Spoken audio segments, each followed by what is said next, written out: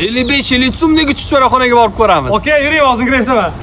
Oldindan aytib o'taman, bu videomiz eksklyuziv holatda bo'ladi. Nega deganda narxlarni ro'y-rost ko'rishingiz mumkin. Hammasidan ham ko'ra bu joyga atmosfera, tabiat, bulbullar, savalarni ovozini eshitish uchun keladi odam. Shuning uchun video ko'rishdan oldin eng yaqinlaringizga yuborib qo'ying. Tozaligiga qattiq rioya qilishar ekan. Hattoki ozodaligidan ichkarilarni syomka qilamiz, yo'q deyishmadi. Birinchisiga chuchvara aytganingiz. Ko'rib turganlaringiz menga bitta porsiyalik keldi. Dilmurodga laganda ikkita porsiyalik keldi. Yonida bulyonlar bo'lsa tekinga beriladi. Undan tashqari 10 dan oshiq ziravorlar stolda turadi. Bemalol foydalanishingiz mumkin. Menga shaxsan borkanon ustiga Dilmurodga achchiqdan surib berdi. Chuchvaraga qo'shib yesanglar, dimog'ingiz ochilib mazza qilasiz. Orada Dilmurod akamiz ham firmini burgerlardan qilib berdilar. Mazasi o'zlariga, menga ham rosa yoqdi. Ayniqsa unaqa tabiat qo'ynida.